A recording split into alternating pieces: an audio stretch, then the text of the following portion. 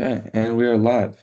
So, welcome back, everybody. This is our last episode for our podcast for our senior capstone project. My name is Thomas. You guys go ahead and introduce yourself. Joe Brewington. Alan Brea. And we are three USF students completing our senior capstone project. This podcast has been about the eighth global goal, which is decent work and economic growth. Our target is 8.6, which is promoting youth in employment, education, or training. This podcast episode specifically is going to be in youth about youth and employment. So I'm pretty passionate about this. I researched a couple articles I kind of wanted to evaluate and react to.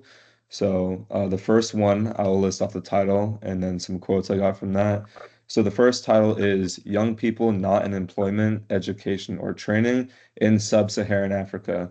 Sustainable Development Target 8.6 Missed and Reset. So this research focused on the sub-Saharan area in Africa. And so they went over all the statistics going on down there. Their second header, which was youth NEET, which is not an employment, education, or training. It's a critical analysis of the core concepts. So a couple of the quotes I pulled was, while SDG 8, concerned with achieving full productive employment and decent work, was due in 2030, Target 8.6 setting out to substantially reduce the global number of NEETs expired in 2020. So the goal was not reached at that point and it was reset. And another quote further down in that paragraph was being NEET is said to have strong negative impact on physical, emotional, and psychosocial well-being of young people, according to Dickens and Marx, and lifelong negative socioeconomic consequences, including chronic unemployment and poverty, according to Backman and Nilsson. So I found that pretty important because, it's researched that there are negative impacts of not being employed or educated or trained. And it's kind of all ties into direction. Where is the direction going in your life? Um, it's kind of important to be productive because I think human nature by nature, thrive off of being productive. So I wanted to get your guys' thoughts on that quote there. Well, I think first and Hey, foremost, Joe. wouldn't it be? We're talking about Africa specifically. I Yeah. would think there's probably an issue with resources, right? Like, in the United States, we have the Department of Education. We have access to funds to be able to go to a university.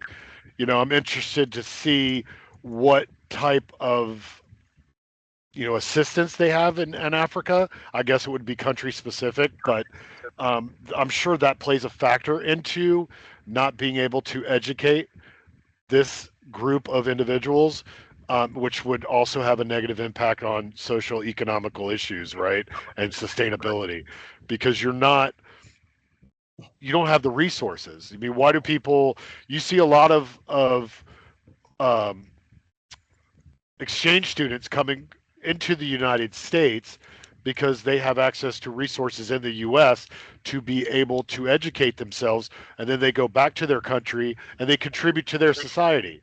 And I think that's a huge thing. Like, do you have these resources in Africa? And that's probably one of the reasons why this goal was not obtained or reached in Africa, because of the fact that their resources are few and far between. And what's the motivation? The motivation is survival, not thriving. You know what I mean? I think in the United Absolutely. States we're very uh, fat on the hog. We're kind of, I don't want to use the word greedy, but we're used to a certain lifestyle, and even our lower income has a better life than most people do in the rest of the world. And I think we're spoiled in that way. And I think most people can and find some sort of job, whether it's flipping hamburgers at McDonald's or, a construction job, but that is not necessarily true in Africa. And I think, and I'm not speaking from direct, you know, like experience from Africa, just from what I've read and from that quote directly. The reason I think is because of access to resources. The economy there is not stimulated as well as our economy. So you're not going to have like a job at McDonald's because there are no McDonald's in the plains of Africa. You know what I mean? What are you going to do? How are you going to support your family? So it's more hunter gatherer than it is thriving, right? I think that plays a factor. What do you guys think? Yeah, absolutely. No, I think to sum it up short, I think it's the lack of accessibility to those resources. Like in the U.S., like how you said, we have like an embarrassment of riches. And from what we've learned in these previous 4 episodes and the knowledge that these interviewees have given us, it's that by having the access to these things, it just gives you more opportunity for growth and understanding who you are and best succeed. So to lack that, I can see stunting your growth for more than one reason. It can be discouraging too. It's got to be discouraging emotionally, like draining, like how, and just the stress. I mean, think about the stress that we have every day just getting to our jobs and feeding ourselves and our families. Imagine not having any opportunities at all, or in an area where you live that doesn't have the economic stability to be able to sustain and support an economy. So your economy is going to the river and fetching water and carrying it and then boiling it. Like there's no running water. These are things that we take for granted and and to have a lofty goal like educating yourself, like going to college. So I would imagine some of these people probably don't even have a basic high school education. So there are those factors involved there that probably play a huge role in these NEET goals not being met because they just don't have the opportunities that we have and the advantages that we have in the US. I mean, we're really spoiled in the US. If you guys have ever traveled abroad, like outside of the United States, I'll give you an example. Mexico. If you ever gone to Mexico, just it's a completely different. I mean, obviously it's another country, but it's a completely different world. Like you got street vendors that are thriving or struggling to thrive because they have no other resource. There's no other way to make money, so they make these little trinkets and they sell them on the side of the road. Like these are things that I can't even imagine. We take for granted that we can go to college and we have a government that will pay and give us money and say, okay, pay it back later. Like do they have that in Africa? Probably not. Yeah, These are things to Yeah. think about. yeah. I think the importance of this article was kind of shedding light on the fact that they don't have the resources, and to start with that and to start building their economy. It starts with jobs. It starts with opening the job markets. You can't get an education if you don't have teachers. You can't get trained if you don't have trainers. And it all kind of boils down to, are there jobs? Is there employment opportunities? And, without those opportunities, there really isn't any growth. I know from personal experience, when I wasn't like over summers, and this is a small sample size, and I'm in America, so it's very different. But over summers in high school, when I wasn't working, when I didn't have school or wasn't training on anything like that, I felt very unproductive. I felt kind of depressed. I was like, well, what is my purpose? Like, what? I don't have a purpose right now. As It's a that's good what it point. felt like. Yeah, it's a good Right. point. I wasn't productive, so I didn't have anything to look forward to, and so in this research where it's kind of going over that area where they may not have those resources, it's really important to obviously start from the bottom and work your way to the top, but that starts with opening the job market, open like getting job opportunities, and start building that economy and start seeing where your opportunities lie. Can we grow this area of the world? So And where do they find the motivation? If your motivation is survival, is how am I going to eat today? How am I going to drink today?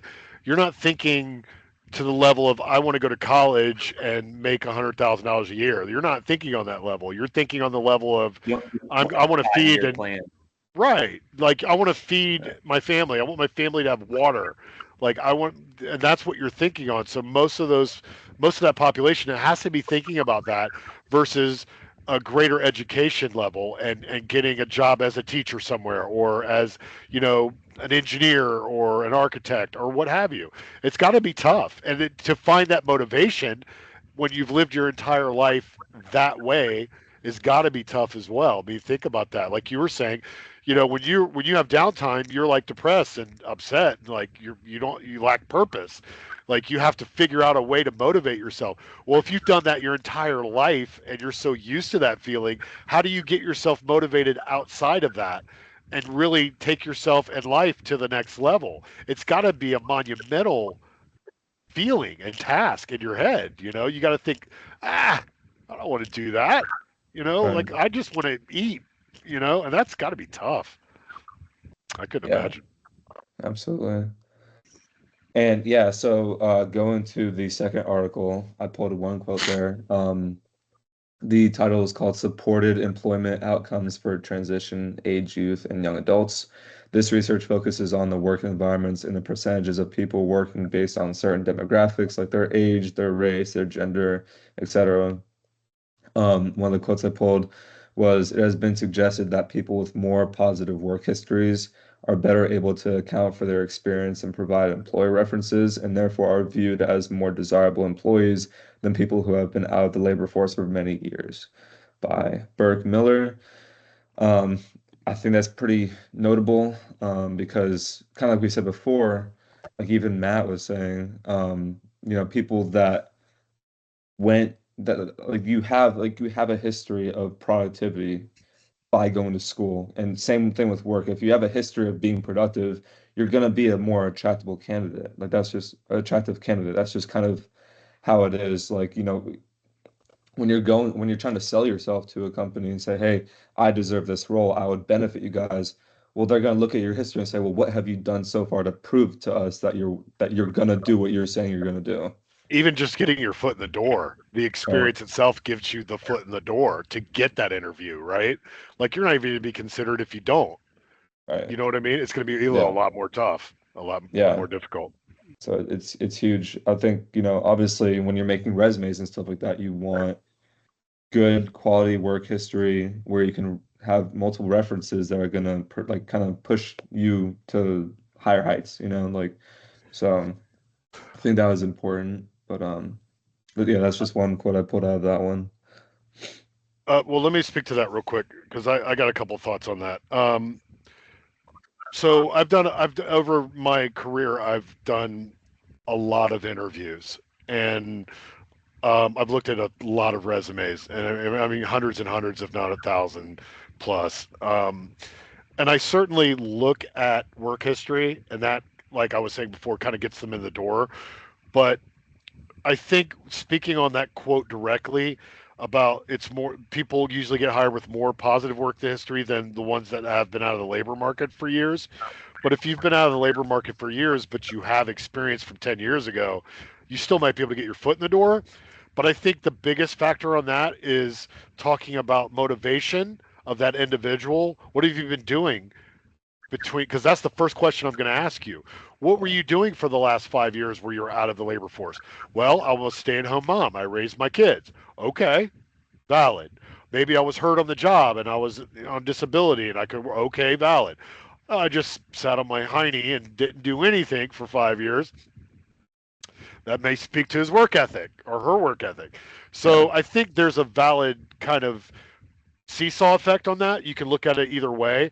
I think the individual is really what counts in the job, but you really have to take your time in the interview to try and get to know that person and get to know where they came from before you can make a valid judgment. Because when you put somebody, once you get a job, it's really hard to get a person out of a job, right? Because of human resource laws and right to works and blah, blah, blah. So you want to make sure that in that phase, as an employer, when you're hiring, that you're hiring the right people that are going to do a good job. And there's times where you make mistakes. God, I wish I never hired that person because they don't do anything. They don't ever work. They call out sick. They use all their sick time in a month when they first get hired on, and then they're out of sick time, and then we end up having to go through corrective actions and blah blah blah. So there's a whole thing with that. But to me, what I'm thinking in specifics to that quote is that I think the reason why people with more positive work history do get hired is because they show a pattern of work ethic in most cases, and that's a generality, but in most cases, you're going to find people who have bigger gaps in their work history may not be as motivated as the people who are constantly working. But on the flip side of that, what if you have 10 jobs in a year? Then, why are you not sustaining these jobs? Why are you, that's another thing I look at. Like 6 months, you're at a job 6 months and then you're gone. Why is that? Oh, I was a contract worker and our contract was up. Okay, valid point. But if I'm at a permanent position and I work for 6 months and then I get fired, why? Does that speak to your work ethic? And you kind of have to ask questions around that. So I think that's interesting. Definitely. I think it takes a little bit of digging too. I mean, not to say it's like a double-edged sword, but I think between the what and the how, like knowing that you've worked consistently is great, but what did that look like? To your point, did you have 10 different jobs in the course of a year? Because that could be a red flag for most, as opposed to just Right. saying, oh, well, I've worked consistently. Yeah, but like, you know what I mean? Like, in what capacity did you occupy your time? And So it's very telling. and also he was talking about, and maybe we'll talk about this a little bit more, but this is specific breaking down age demographic too. I'd be interested to see the percentages of the differences between younger versus older individuals, because I bet the gaps are or the more positive work history is with people that are older and have more work history than younger. Because think about it, like you guys, like right now, like you're about to graduate, you're going to get a job, right? Or you're going to try to get a job, and it's tough right now because you're, first of all, the economy's struggling, but on top of all that, you've been in college and hasn't really been working, but you guys have jobs, but you know what I'm saying, working towards whatever career you're going at, you're not actually getting experience in that job. You're getting experience working, but not in that job. So you have these gaps that you have filled. Hey, I'm in college, I'm working, but you don't have experience maybe on the job you're applying for. And then you have somebody who maybe is 27 or 28 who has a college degree that has a little bit more job history might be more likely to get hired than someone who doesn't. So you look at that and you kind of go, well, is that fair? Well, you got to get your foot in the door, and you got to get your break, right? Like actors say, I get my big break on this job or whatever. That's what you got to do. You got to find something that's going to hire you and train you, and then you work there for a year or two, and you get the experience, and then you maybe move on to a different position. So it's a hard job market to break into. Job markets are hard to break into when you're first graduating and first getting out, because it's the experience plays a lot of. One of the biggest challenges I had when I was younger was finding a job because I didn't have enough experience. And when I started getting more experience, it kind of pigeonholed into a certain career, but at least I could get a job and support myself. But it was hard to get that job originally. I had to get my foot in the door somewhere and work there for a little bit to get that experience so I could go, okay, well, now I have enough experience where I can move on to something else, maybe more lucrative or a better Yeah. position, better benefits. So that's tough. Yeah. No, I like the fact that you mentioned that, Joe, because that kind of goes right into where I'm going next with this. Cool. As far as experience level, kind of want to share like our personal experiences being employed while going through education or through anything. And we're graduating soon, but not only does graduation help, but also the previous work experience we've had while in school helps a lot. So we may not have specific experience in the field we want to go to, but we still have experience, period, like work experience. Like we've done jobs, we've shown up. And I think having a job while being in school is crucial because it kind of forces you to be effective, like efficient with your time. Like you got to balance your deadlines in school, you got to balance your deadlines Good at point. work, and it forces you to be Yep. organized in a way where you're multitasking. Where a lot of these jobs you're going to have to multitask. It kind of trains you to have this mindset where you're able to prioritize the right things. So my personal experience with that and why I value being employed during education is because it forces me to be organized. Like if I only had one and not the other, I wouldn't maybe not I wouldn't have the multitasking skills I have now. Whereas I can map out my week. I like to plan week by week. I can map out my week and know, okay, this week is a little more heavy on school, this week is a little more heavy on work. And I can kind of like distinguish what my week's gonna look like when I get a first glance at that. That's a great thought. I personally struggle with this. And I like to think that I have an extremely good organizational skills. I mean, like I'm a professional organizer. I have to be. I work 50 plus hours a week at my job, and I'm going to school full time. So, it's very difficult to you. One of the first things that I learned when I decided to go back to school at a late age, I started at 44, and my goal was to just finish. And one of the hardest things I had to learn was organizing my time and my day, because I was finding that if I didn't, I would be behind on everything, work, school, and that's no good. You can't be behind on anything. And especially if you want to obtain a goal. So I think that what you said was great advice. Schedule out your week. Make sure that each week, I'm a creature of habit. So if I get into a routine and pattern, then I'm comfortable and I can and I find it works, then I'll stick to that. And I think that's important. But really managing your time, especially if you have a family or if you're working full time and you're trying to balance that plus graduating, it's really tough. So you have to really make sure that you spend your downtime being down, because you have to recharge, but you also spend time doing a little bit of everything. And I think short, intermediate, and long term goals are the key to being successful in life. You have to have a 3 month, a 6 month, a year, and a 5 year plan. Some people even do 3 year, 5 year plans, but that's how you have to plan. And you have to be willing to put in the work to reach those goals. But I think being that organized, where do I want to be in 3 months? Where do I want to be in 6 months? Where do I want to be in 12 months? Especially in a career, that really helps. But also having a game plan on how you're going to achieve those goals. Don't be just satisfied with going, this is my goal. I'm going to be a lawyer in 6 months. It's not realistic. But obtaining realistic goals and developing a plan and organizing your time to achieve that plan is key.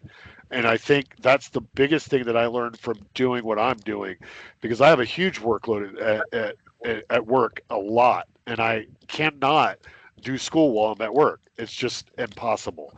And some people have jobs where they can kind of do both, and like, oh, I have an hour here, I can go do this. I have an hour there, I can't do that. So I really have to be careful with. I wake up extra early. I wake up at 5:30 in the morning.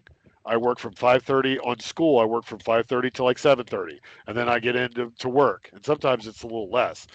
And then after, I'll work for a couple hours after my shift's over, because if I don't put in that little bit each day, it's going to be a monumental task at the end of the week that I have to do all this work on Saturday, which is my day off, or Sunday, which is my day off, and make it really difficult to be successful because you're cramming and you're trying to rush and you're not putting your thoughts into it. So I think that's a really key point that you brought up. Definitely. I think you make a good point too, Joe. I think it comes down to creating that regimen and mapping out your life, so to speak, and making sure you stick to that plan that you set out for yourself to be successful. I think in my experience, and I'm sure Thomas can relate, juggling, like a part-time or full-time job with school, it sucks in a way, because looking for these new career jobs, what I lack in professional experience, I think indirectly juggling those two things, those next steps. Like you said, Thomas, about organization and multitasking, being able to execute on deadlines, indirectly prepares us for these professional careers, without us really realizing. Yeah, I feel like, even if you're not in your field, you're already developing that professional mindset of, I have X, Y, Z to do. What comes first? When do I do it? How do I get it done? And, it's just ultimately just boiling it down to becoming just mastering how to plan your weeks, your days, your months, whatever. You have a short-term goal, you have a long-term goal, and those two things are going to look different, because obviously one is in the present and one is in the long-term future. And how you achieve it is going to be different too. Yeah. I think one of the things that I learned doing the opposite of what you guys did, like working and then going to school, was, or at least finishing school, was I did learn a work ethic while I worked, and I learned to be successful in the workforce, I had to create a very high standard work ethic for myself, because I wasn't educated. So I had to outwork everybody who was educated so I could get promoted. So I think that built something in me. So when I actually did go back to school, it was easier for me than when it was when I was 19 or 20, because I now have the work ethic. And this isn't any different than doing a project at work. And, I just don't see the A at the end. I see a paycheck. So that was the one thing that I learned was my work ethic at my job definitely correlated to my work ethic in college. I didn't get A's and B's when I started college. I was CD guy, and I don't get. I mean, if I get anything lower than a B, I'm very, very upset, and I don't even like B's. But it's because of that work ethic I built over time, and I think that's something that kind of speaks to that too a little bit, but it was different for me because I learned it over the job.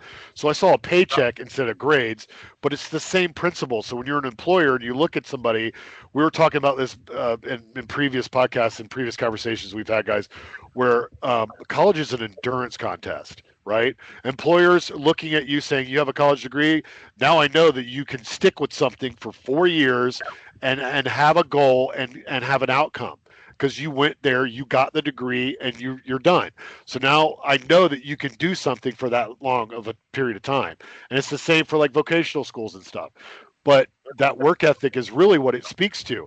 And a lot of employers will even look at it and go, well, you can go into a sales job and have a degree in communication. And they'll look at it and go, well, you have a college degree. I don't care what it's in. You went to school and I'm going to hire you because you have a BA and whatever. It doesn't matter. And you get that opportunity because of that piece of paper, because it shows that you have a commitment. You worked 4 years for something and achieved it. So I think that's important. I think the work ethic is really what it speaks to.